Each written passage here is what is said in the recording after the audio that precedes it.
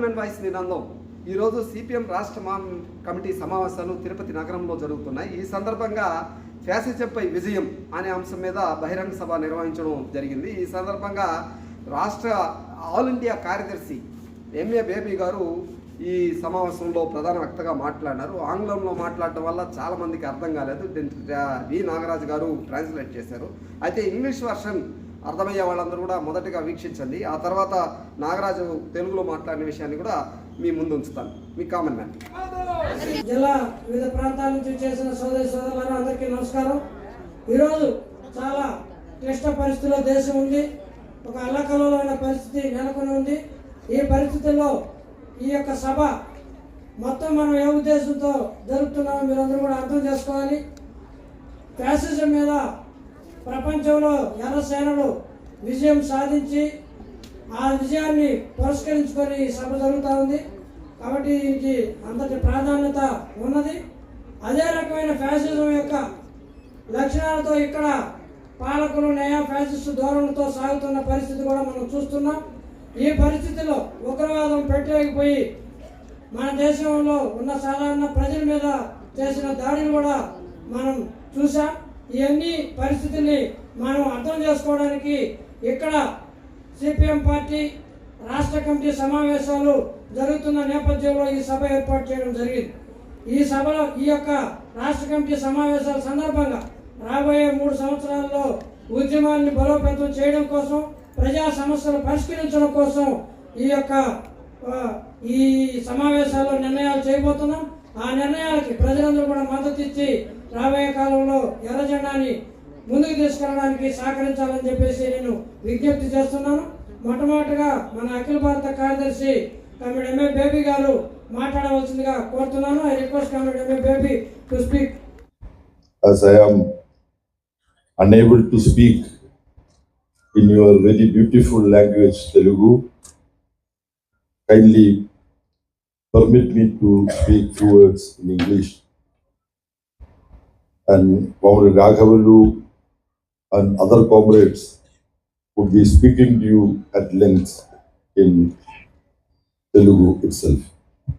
Comrades, we are assembled here to commemorate a very, very important historic event. The victory of the progressive and democratic forces over fascism, and also the role played by the Union of the Soviet Socialist Republics, USSR, in the defeat of fascism. 80 years ago, the world witnessed how the working class forces, the red flag inspired masses can write a new history in the humanity. We all know how in the 1920s and 1930s, exploiting the crisis of capital system, the problems in the imperialist camp led to the emergence of Mussolini as the fascist leader of Italy and Hitler as the leader of the Nazi movement in Germany. In Japan also, forces sympathetic to Mussolini's fascism and Hitler's Nazism emerged. And the world was in the brim of having been taken over by these fascist forces. With the collaboration of Mussolini of Italy and Hoxha of Japan, Hitler drawn up a plan of conquering the entire globe and setting up his regime over the entire planet. He, to declare himself as the ruler of the world, it was Nazi Hitler's plan. And we know, without going into all the details now, we only need to go through the bare minimum historic facts related to this. Hitler was seen to be succeeding in his project. Almost entire Europe he conquered. France just collapsed before him. England was just shivering before him. Other small and big European forces surrendered before Hitler, and Mussolini of Italy was supporting him. And finally, to conquer the entire globe, the idea of Hitler was to conquer USSR. Because if you look at the map, USSR occupies 1/6 of the landmass. It's a huge, bigger than a continent. From Europe to end of Asia, Russia is spread over.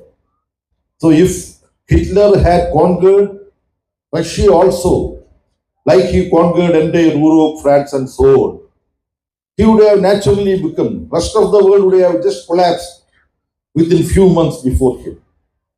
In such a situation, when Hitler invaded Russia, USSR, or, easy reference we many a time refer as Russia. It is actually United Soviet Socialist Republics, because Moldova, Lithuania, Latvia, all those, Georgia, all those post areas were part of USSR.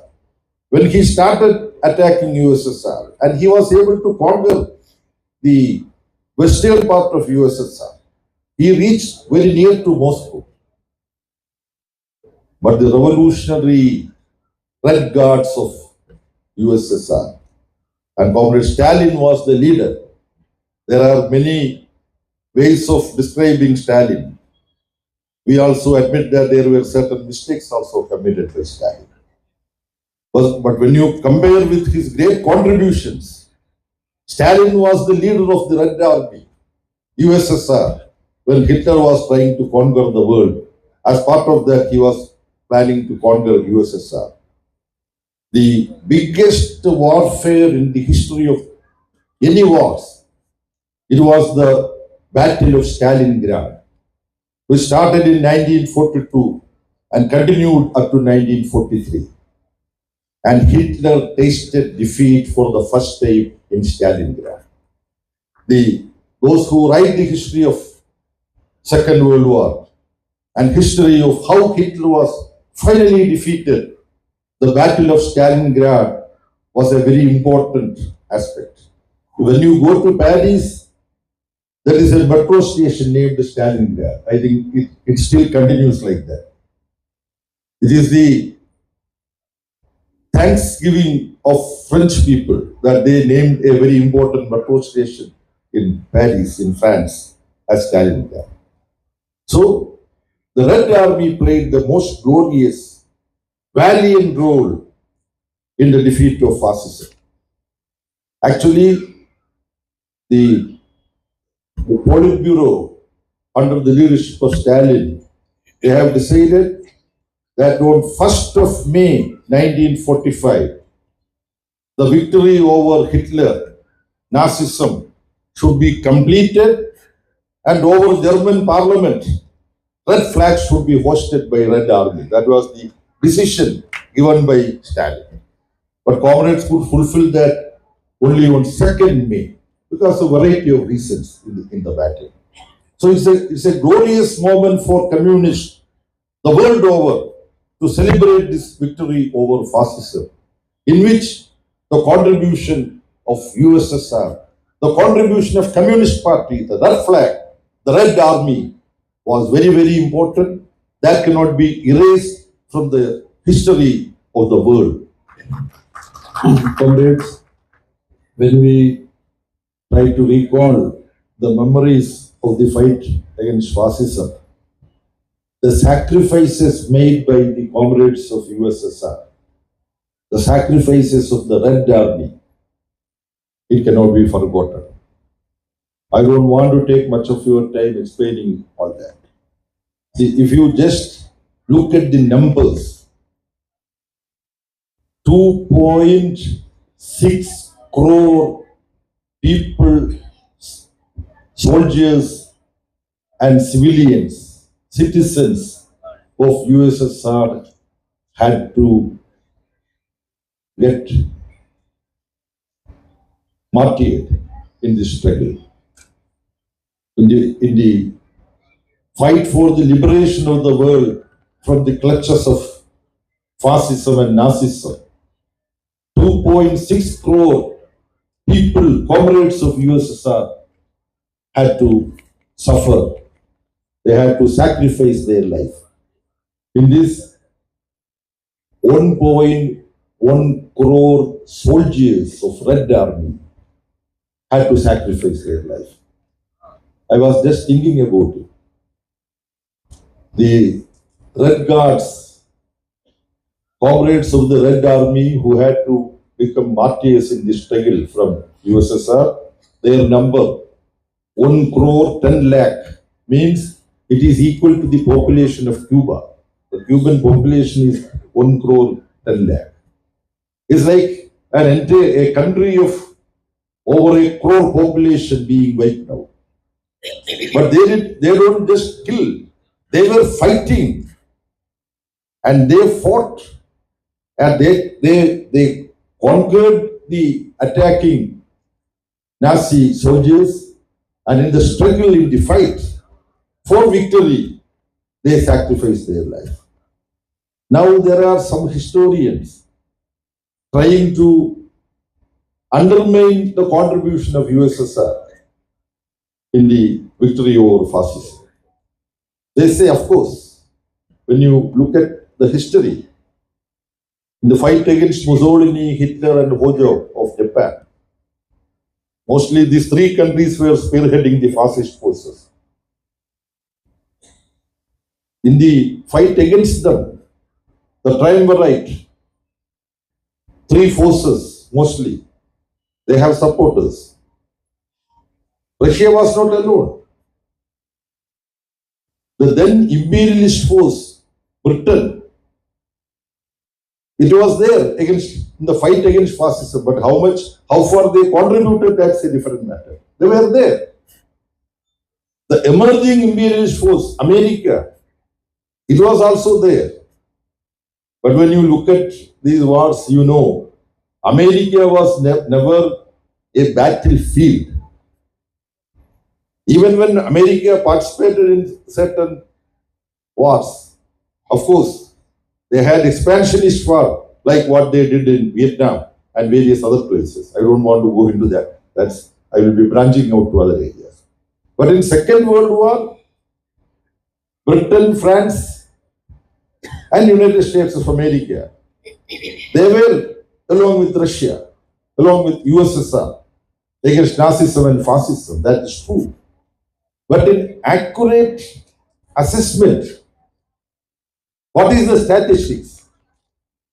3/4 of the loss of Hitler's war machine that was in the Eastern Front, means in the fight against USSR,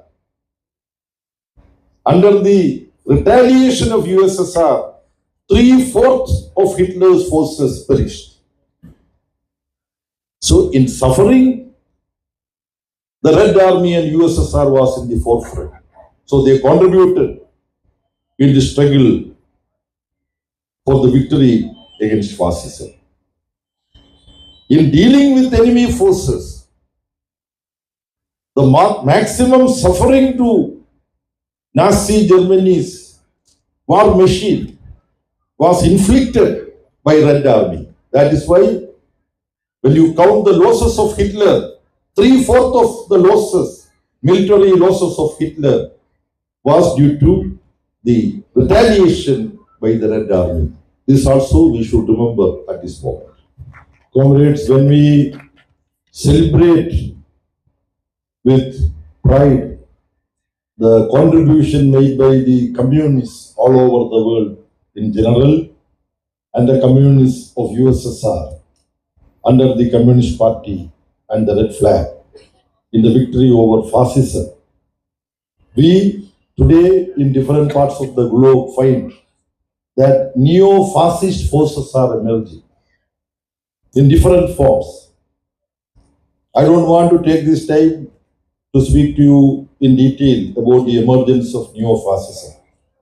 The 24th Party Congress of CPIM, which concluded its session first week of April in Madurai, the Party Congress discussed this aspect also. The political resolution adopted by Madurai Party Congress underlined the fact that, like in different parts of the world, in India too, neo-fascist tendencies are being displayed by the ruling classes. Like during the Second World War, communists played a very important role in exposing and fighting and defeating fascist forces. Today, in different parts of the globe, communists are there holding hands with other left and progressive forces, as well as broad platforms of struggle are being nurtured, developed by communist and leftist forces in the fight against neo-fascist tendencies. So this task, when we undertake today, we should be inspired by the glorious role played by the Communist Party and Red Army in USSR and other European countries. In every other European country, communists played a very important role in fighting fascism. That should inspire us in India today to continue our struggle against forces of neo-fascism. This is also the important lesson to draw. Finally, I make a very brief reference to the situation that has emerged in the borders of our country.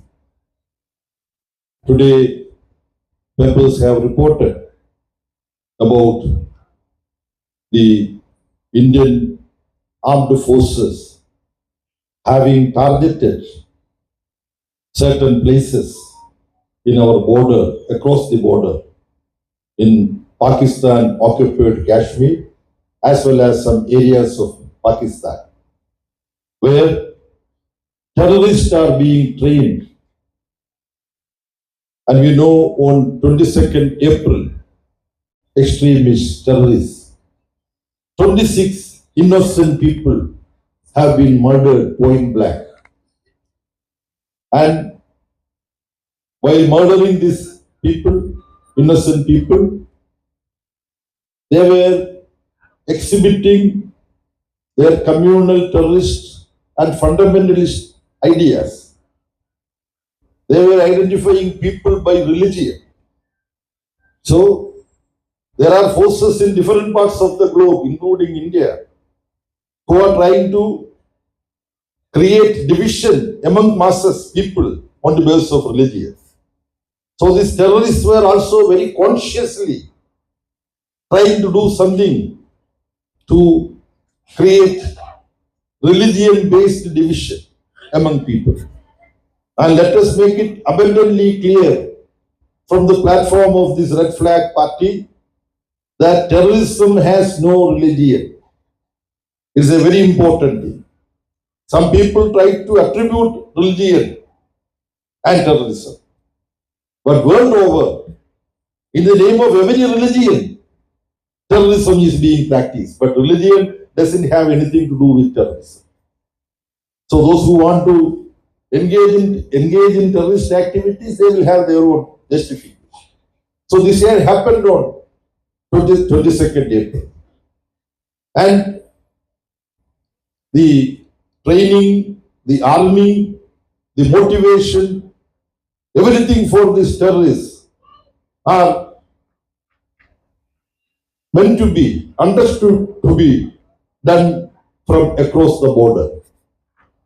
Therefore, Government of India took a position that the support given to terrorism by the neighboring country, where military is basically ruling in Pakistan, though there is a facade of democratic process in that country, we know how fragile is the present democratic structure in our neighboring country. That's a different part. So the country remained together.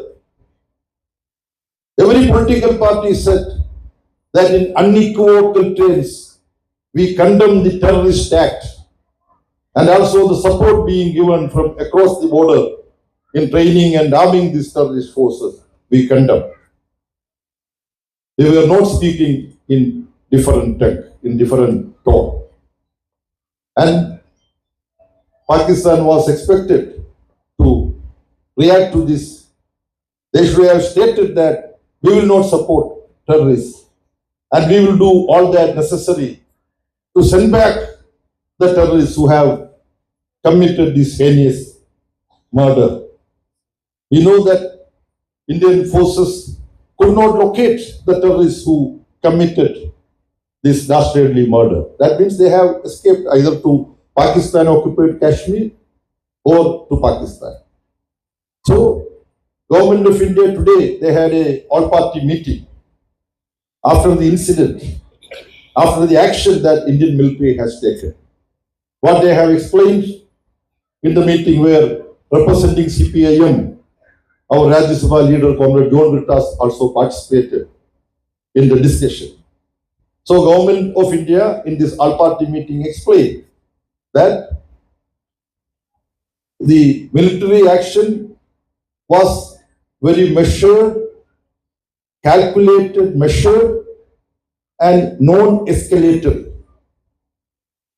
Government stated that they have only targeted places where terrorists were having their camp, their training center and all that. Only such places have been targeted. And today, papers have reported that one person who is known to be a leader of a terrorist gang, it was announced that 10 people from his family got killed in the action. Government of India makes its claim of the number of terrorists who have been murdered in the Indian military action. Government stated that government succeeded in this targeted action. Government did not want to have any collateral damage. Means when some action is taken, some civilians and other people may also get affected. Government of India was very careful in not having any collateral damage. If this statement is correct, our representative argued in the all-party meeting that now the Government of India should, in a very mature manner, take steps for de-escalation, diplomatic negotiation, mounting pressure on Pakistan to locate these actual terrorists who attacked and killed innocent people. They should be located and those terrorists should be handed over to India for the legal procedure to happen in our country. So the military action, Government of India claims that it is successful and we believe that. We stand by that position. Okay, now what is required is efforts to restore peace. But this also depends on how Pakistan is going to behave. So everything depends on the overall situation. But the position of the Communist Party of India Marxist is that we can never tolerate terrorism. We can never tolerate a neighboring country's action supporting and sponsoring terrorism. And we have every right to deal with that situation. But we want peace. We want friendship with every neighboring country. Our initiative should be to ensure that this situation won't go out of hand. It won't escalate to a very serious mutual military conflict and war. which would be not good for India or Pakistan. This has been our time-tested stand. We reiterate this particular stand.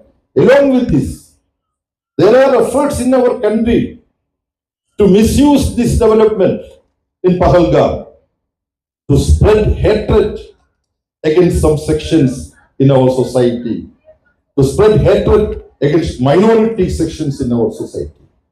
It is against the tradition of our country.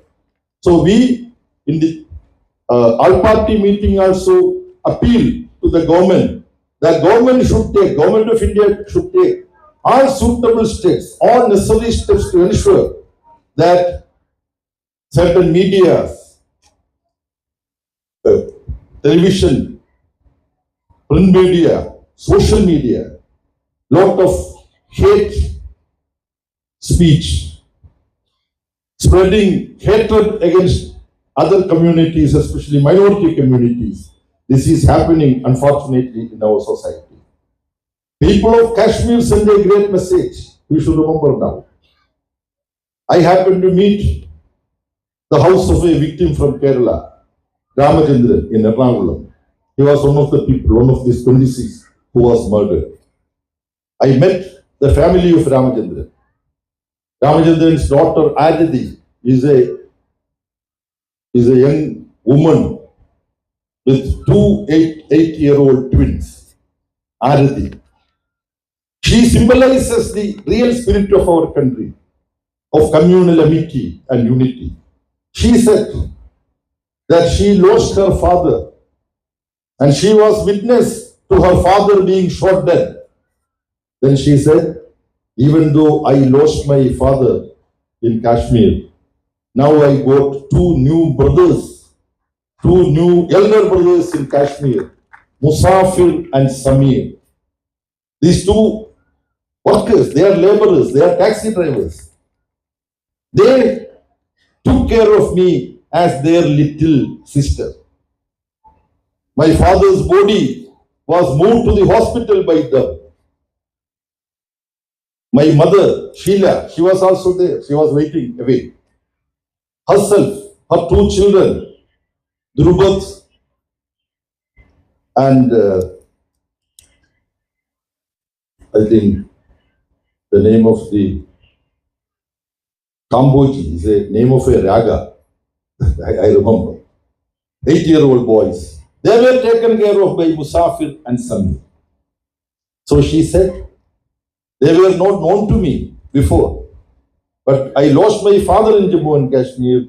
I got two brothers from Jammu and Kashmir. So this unity is there among Indian people. That unity has to be protected. That is what is most important. And forces are trying to misuse this occasion to spread hatred. We have to be very, very careful against that.